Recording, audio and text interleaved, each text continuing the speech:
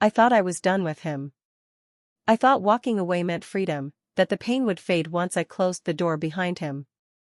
But what I didn't know then was that leaving him wouldn't be the end of the nightmare, it would just be the beginning of a new one. Our relationship started the way they all do, with charm, with promises, with the illusion that he was someone safe. But the mask slipped too soon.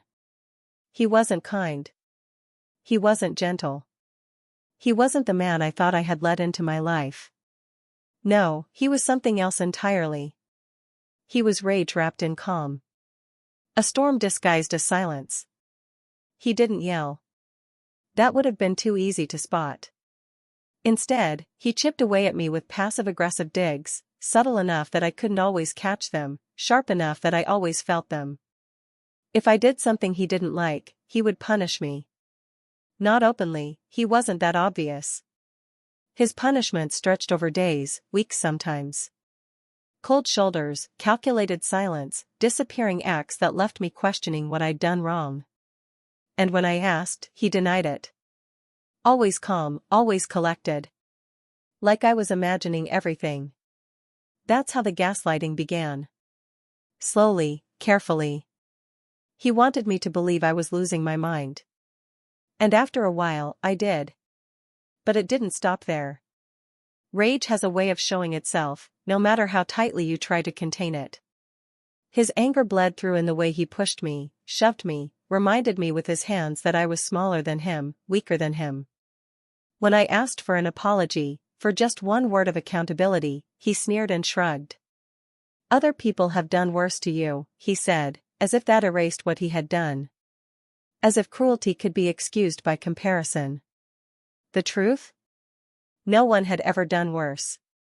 No one had ever broken me the way he did. And all the while, I carried the weight of our life together. I paid the bills, 90% of them. Rent, food, utilities. He threw in crumbs whenever he felt like it, but most of his money vanished into drugs, into shows, into anything but responsibility. The house we shared was my burden. I cleaned it, cooked in it, repaired it, cared for it. I even kept the yard alive. His only contribution was doing his own laundry on weekends, and still, he had the audacity to tell me I wasn't enough. That I was failing him. That I was the problem. And I believed him. God help me, I believed him. The words dug so deep that I couldn't see the truth anymore. I stopped recognizing myself. I stopped believing I had value outside of what he told me I had. His voice became my reality. By the end, I was falling apart. For 6 months, I woke up every day with the thought that maybe it wasn't worth it anymore. That maybe the only way out was an end I couldn't come back from. When he finally moved out, I should have felt free. But instead, I felt empty. I had been stripped down to nothing. I wasn't myself anymore, I was just a shell of the person I used to be. It took 1.5 years of therapy to begin to understand what happened. To see the patterns, to name the abuse for what it was, to stitch myself back together piece by fragile piece. And when I did, I swore to myself that I would never let him near me again. So I blocked him. Everywhere. Every phone number, every social account, every possible avenue he could use to reach me. I built a wall between us, brick by brick, until I thought I was safe. But safety is a fragile thing. And sometimes, it only takes one crack to let the darkness back in. For me, that crack appeared when I heard his name again. Not from him, not directly. From the station. The radio station where I've poured my heart for years, building a show about peace, about justice, about healing. My safe place. My sanctuary. And now, he's there. Volunteering. Smiling his way into the building that had always been mine. Pretending to belong in the same space I fought so hard to protect. The moment I heard, the anger came roaring back. I had buried it, I thought I had let it go, but there it was, alive and sharp and burning in my chest. Because I knew exactly what he was doing. He wasn't volunteering out of kindness, or because he cared about the cause. He was doing it because it put him close to me. Because it forced me to face him again. He knows. He always knows. And now, I'm left with a question I never thought I'd ask: how far am I willing to go to finally be free of him? Because the truth is, I have the power to end this. To remove him from my orbit once and for all. He works at a brewery now, operating heavy equipment. But what they don't know, what no one at that place knows, is that he's a danger. A real, tangible danger. He shows up high. Every day. He smokes during his lunch breaks. He carries paranoia in his veins and feeds it with drugs until it festers. And worse, far worse, he carries a gun. Everywhere. I didn't know it at first, not when we met. But later, once we were living together, I discovered the truth: he brought that gun everywhere he went. No permit, no license, no legal right to carry it. Just him and his rage, concealed and ready. He said it was protection, but I knew better. It was control. It was power. And now, he takes it with him to the brewery. To work. To the same place where he's high and paranoid and handling machines that could crush bones in seconds. It's reckless. It's terrifying. It's deadly. And it's my way out. Because if I wanted to, I could write an anonymous letter. Just a few words, an explanation of what he's hiding. They wouldn't have to take my word for it. A simple search would uncover the gun. A simple watch during lunch would expose the drugs. He'd be fired, no question. And without the job, he'd have no choice but to leave. To move back in with his parents in another city, far away from me. One letter. That's all it would take. But could I live with it? Could I live with knowing I pulled the thread that unraveled his life? Could I live with knowing that I was the reason he lost everything? That question haunts me. It circles my mind day and night, never letting me rest. Because part of me whispers, isn't that justice? Isn't that exactly what he deserves, after everything he did to me? And another part whispers, or is it just revenge? I thought leaving him would finally bring me peace. But the universe has a cruel sense of humor, because every time I took a step forward, he somehow found a way to drag me 2 steps back. At first, it started with small things. Random phone calls from unknown numbers, that eerie silence on the other end before someone finally hung up. At work, I'd find strange bouquets left at my desk, always with a card, but never signed. Sometimes it was just blank paper folded inside the envelope, and other times it had scribbles that felt almost threatening. Then came the notes. Slipped under my apartment door, tucked under my windshield wipers, even once inside my grocery bag, though I had no idea how he could have managed that without me noticing. Each note had a variation of the same theme: you can't ignore me. We're not done. You'll regret leaving. At first, I tried to ignore it. I told myself it wasn't him, it couldn't be. Maybe it was just a sick prank. Maybe I was being paranoid. But deep down, I knew. I knew because no one else knew me the way he did. No one else knew my schedule, my habits, the quiet vulnerabilities I tried to hide. He had memorized me. And that was the scariest part. I went to the police once, clutching a pile of notes with trembling hands. The officer behind the counter gave me a tired look, like he'd seen this story play out 100 times before. "Do you have proof it's him?" he asked. "He was my boyfriend," I replied, voice cracking. "Who else would it be?" The officer sighed, tapping his pen against the desk. "Without concrete evidence, there's not much we can do. Change your locks, change your routine. If he escalates, call us immediately." I wanted to scream. Escalates?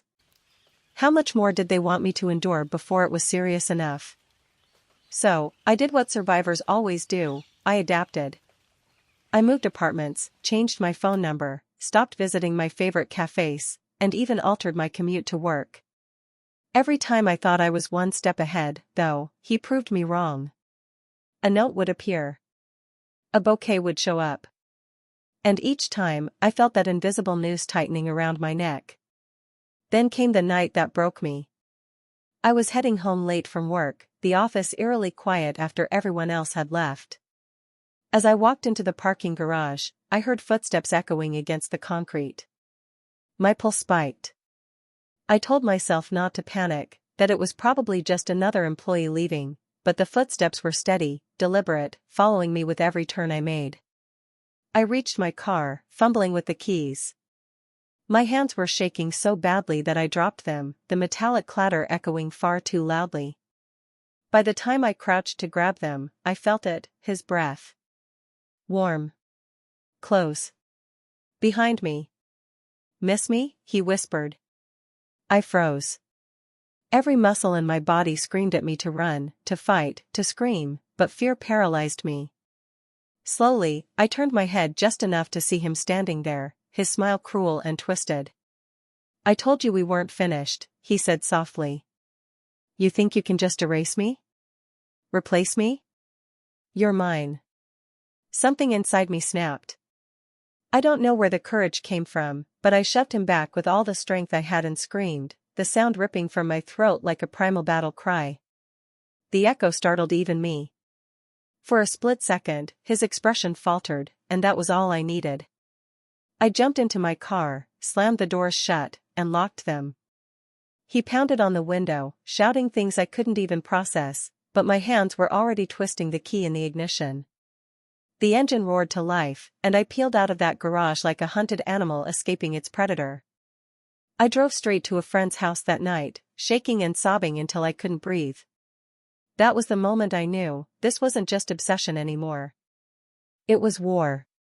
And if the police wouldn't protect me, I'd have to protect myself. The next day, I started researching restraining orders, private investigators, anything that could give me the upper hand. That's when I discovered something I hadn't expected.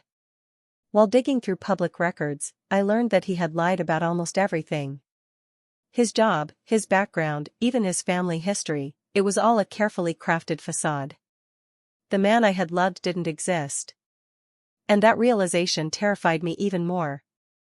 Because if he was willing to build an entire life on lies, then what else was he capable of? But here's the thing about fear, it can either paralyze you or fuel you. For the first time in months, I chose the latter. I wasn't going to be his victim anymore. I started documenting everything, every call, every note, every encounter. I bought cameras for my apartment, trackers for my car, even pepper spray I carried everywhere I went. My friends thought I was going too far, that maybe I was becoming paranoid. But I knew better. He was escalating. And if I didn't act fast, I was going to become another tragic headline. And yet, no matter how far I tried to push him out of my life, somehow, he always found a way to crawl back in. The more I tried to move on, the clearer it became that he had no intention of letting me live in peace. He thrived on control, on power, on watching me squirm beneath the weight of fear he had cultivated. Every text I ignored, every blocked number, every precaution I took, it only seemed to fuel him further. And then, fate, or maybe the universe's cruel sense of irony, struck. I discovered that he had signed up as a volunteer at the very radio station I had been hosting for years. My sanctuary. My escape. My platform to speak, to create, to heal. And now, just the thought of him being there, lurking, waiting, was enough to make my blood run cold. The anger that had lain dormant inside me for months came roaring back. It wasn't just anger. It was fury, righteous and blinding. He knew exactly what he was doing. He was placing himself where he could see me, where he could provoke me, and where he could remind me of every painful memory we had shared. I had blocked him everywhere. I had moved. I had done everything possible to erase him from my life. And yet, here he was. Right in my path. I thought about the options. About what I could do. And slowly, painfully, I realized that I had the power to end it once and for all. He was reckless. Dangerous. Irresponsible. And everyone at his workplace had no idea just how volatile he truly was. He worked as a heavy equipment operator at a brewery, a position that demanded attention, sobriety, and careful judgment. But every day, he showed up under the influence, high on drugs, careless and unpredictable. And yet, no one around him suspected a thing. Not until it was too late. And then there was the gun. I had discovered during our time together that he carried a concealed weapon everywhere he went. No permit. No legal right. Just paranoia, rage, and a twisted sense of self-protection. He told me it was for his safety, for defense against some imagined threat. But I knew the truth, it was control. It was intimidation. It was the silent promise that anyone who crossed him would feel the weight of his anger. Now, he brought that same weapon to his job. Every day. To a brewery. To a place with coworkers, machines, and potential for disaster. The thought made my stomach turn. And yet, I realized that this danger could also be my way out. I could write an anonymous letter. Simple. Direct. Honest. Just the facts. That he comes to work high. That he smokes on his breaks. That he carries a concealed weapon. And that, if someone were to check, the truth would be undeniable. It wouldn't be lies. It wouldn't be exaggeration. It would be justice delivered in the simplest, most effective way possible. The consequences would be swift. He would be fired. His life would crumble. He'd be forced to leave the city, to retreat to his parents' home in another town, far from me, far from the chaos he had brought into my life. And for the first time in years, I would feel free. But freedom is never without its cost. Could I live with the knowledge that I was the one who pulled the thread that unraveled his life? That I had set in motion a chain of events that would destroy his stability, his job, his independence? I wrestled with the morality of it. I thought about justice, about protection, about revenge. Was it right? Was it fair?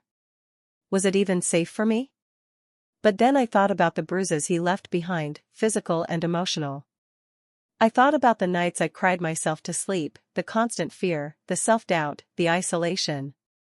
I thought about the way he manipulated every aspect of my life, the way he drained me of money, energy, and spirit. And I knew. I had endured enough. This wasn't just about revenge. It was about safety. About survival. About reclaiming the life he tried so hard to steal from me. I pictured the anonymous letter again, the envelope slipping silently onto his boss's desk, the inevitable discovery of the truth. I pictured him packing, leaving the city, vanishing from my life entirely. I imagined walking into the studio again, breathing freely, speaking into the microphone without a single thought of fear or anxiety, my sanctuary finally restored. For the first time in what felt like forever, hope crept back into my chest.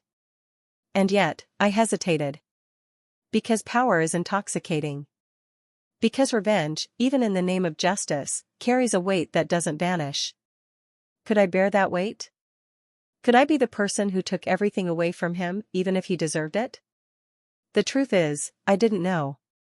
I only knew that I couldn't continue to live like this, afraid, hunted, trapped by the shadow of someone who had already taken so much from me. Every instinct screamed at me to act. Every memory of his cruelty fueled the fire inside. And yet, a small, cautious voice whispered, "Be careful. Think it through. Make sure you don't lose yourself in this process." I thought about what my therapist had told me: justice isn't revenge. Protecting yourself and others is a necessity, not a choice. And that's when I realized, I wasn't doing this for malice. I wasn't doing this to make him suffer. I was doing it to survive, to protect myself and anyone else who might fall into his path. And I think, maybe it's not revenge. Maybe it's closure. Maybe it's justice. I spent nights pacing my apartment, the anonymous letter drafted in my mind 100 times over. I imagined how it would feel to finally take control, to remove him from my life forever. And yet, the question remained, could I actually follow through? Because even though he deserved it, even though every fiber of my being screamed that this was the right move, the thought of being the one to destroy someone's life made my stomach churn. Could I live with the consequences? Could I look in the mirror knowing I had orchestrated his downfall? I thought about him showing up at the station again, lurking near the soundboard while I was on air. I thought about the terror in my chest, the panic that would grip me, and how much I had longed for that fear to be gone. Every night, the scenarios played in my mind. I imagined him being caught at work, his lies unraveling in front of his boss, the security checking his pockets and discovering the gun. I imagined the disbelief on the faces of his coworkers, the fear they would have realized only too late, and the swift termination that would leave him with no choice but to retreat. I imagined him moving back in with his parents, forced to abandon the city, forced to leave me behind. And for the first time in months, I felt a flicker of peace. But peace is a fragile thing. Because even as I imagined his life crumbling, I also imagined the rage that would follow. I imagined him discovering that someone had orchestrated his dismissal. I imagined him tracking me down, seeking revenge for the only thing he had ever truly cared about, control. And that fear almost made me stop. Almost. But then I thought about the bruises he had left me with, the invisible ones that lingered long after the physical pain had faded. I thought about the nights I spent crying alone, wondering how someone could be capable of such manipulation, such cruelty. I thought about the way he had gaslit me, the way he had made me question my reality, my worth, my very sanity. No. I would not let him do that to me again. I would not let him continue to haunt my life. I would not live under the constant shadow of fear he had cast. And so, slowly, meticulously, I began to plan. I considered the smallest details. How to send the letter anonymously so that it could not be traced. How to provide enough information to make it undeniable without giving away my identity. How to ensure that the truth would come out swiftly, with minimal risk to me. I envisioned every step, every possible outcome. I considered what I would do if he confronted me. I considered what I would do if he tried to retaliate. I considered everything, because I knew he was capable of anything. But as I planned, I also felt a sense of empowerment that I had not felt in years. For the first time, I was the one in control. For the first time, I had the power to change the narrative, to reclaim the life that had been stolen from me. And as that realization sank in, I began to understand something profound. This wasn't just about revenge. It wasn't about causing pain. It was about reclaiming my life, about setting boundaries that he had never respected, about finally taking a stand and saying, enough. I spent weeks preparing, making sure every detail was accounted for. I double-checked my facts, ensuring that everything I knew about his behavior and his habits was accurate. I considered timing, how the letter would be received, how it would be processed, and what the immediate consequences would be. Every night, I lay awake, wondering if I was truly ready. If I could handle the aftermath. If I could live with the weight of my decision. And every night, the answer came back the same: I had no choice. Because the alternative, living in fear, hiding, running forever, was no longer acceptable. I was done being afraid. I was done being manipulated. I was done being silenced. I imagined the moment it would all be over. The day he would be forced out of my life. The day I would finally walk into the studio without dread twisting in my chest. The day I could speak freely into the microphone, my sanctuary finally restored, my peace finally unbroken. That vision was intoxicating. It was almost too perfect to be real. And yet, I held on to it, letting it drive me forward, let it strengthen the resolve I had fought so hard to rebuild. Because I knew this was my chance. My only chance. And if I failed, if I hesitated, if I let fear win even for a second, he would continue to haunt me, to stalk me, to manipulate me. He would continue to believe he had power over me, when all along, the power had been mine to reclaim. It was time. And maybe, just maybe, I'll start to wonder if he's right. But then I remember the bruises. The words. The nights of doubt and fear. The day finally came when I could no longer wait. The weight of fear, the anxiety, the constant vigilance, it had become unbearable. I couldn't keep living under the shadow of someone who had already taken so much from me. I had spent months preparing, planning, and now it was time to act. I wrote the letter. Every detail, carefully laid out, every fact accurate, every word deliberate. I explained his behavior, his drug use, his unsafe practices at work, and most importantly, the weapon he carried illegally. I didn't exaggerate. I didn't add lies. This was the truth. The cold, undeniable truth. I sealed the envelope and addressed it to his supervisor at the brewery, making sure it couldn't be traced back to me. My hand shook as I dropped it in the mailbox, my heart hammering in my chest. It was done. There was no turning back now. For the next few days, I lived in a haze of anxiety and anticipation. I imagined what would happen when they discovered the truth, when the evidence of his recklessness became undeniable. I pictured him being confronted, his lies unraveling, his control over others evaporating. I pictured the look on his face as he realized that for once, he wasn't the one in power. And then the news came. He was fired. No questions, no leniency, no second chances. The brewery acted swiftly, removing him from the premises immediately. I heard that the security review had confirmed the gun, the drugs, and the dangerous behavior. My plan had worked perfectly. I felt a strange mix of relief and unease. Relief that he was finally gone from my life, unease at the fact that I had been the one to make it happen. But then I reminded myself, this wasn't revenge. This was justice. This was protection. This was survival. For the first time in years, I walked into the radio station without dread twisting in my chest. I sat in the studio, surrounded by familiar sounds and comforting routines, and I felt peace. The fear that had haunted me for so long had dissipated. The power he had once held over me was gone, completely and utterly gone. I thought about the journey it had taken to get here, the years of manipulation, the emotional and physical abuse, the isolation, the fear. I thought about the therapy, the support of friends, the painstaking work of reclaiming my own mind. And I realized something profound: I had survived. I had endured. I had fought back, and I had won.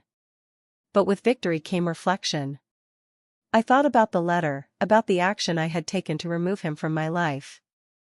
I thought about how it had felt to wield that power, to make a decisive move against someone who had caused me so much harm.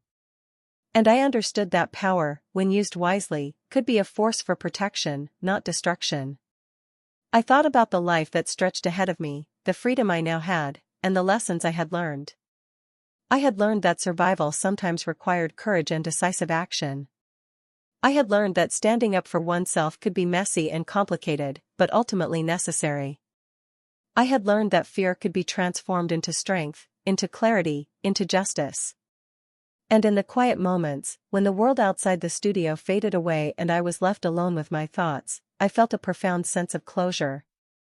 The nightmare that had once consumed my life had ended. The man who had haunted me, who had manipulated me, who had terrified me, was no longer a part of my world. I knew that life would continue, that challenges would arise, and that fears might return in different forms. But I also knew that I was no longer powerless. I had reclaimed my life, my safety, and my peace. I had set boundaries, enforced them, and emerged stronger on the other side. And as I looked out the window of the studio, the sunlight falling across the room, I realized that for the first time in years, I could breathe without fear. For the first time in years, I could speak, create, and live without the shadow of him looming over me. I thought about how far I had come, and a quiet smile formed on my lips. I had endured the worst, faced the unimaginable, and yet here I was, alive, whole, and finally free. And I knew, with certainty, that I would never let anyone take that from me again. The past was behind me. The future was mine. And the nightmare, the man, and the fear he had brought into my life, they were gone. If you were in this situation, what would you do? If you enjoyed this story, please like, share, and subscribe.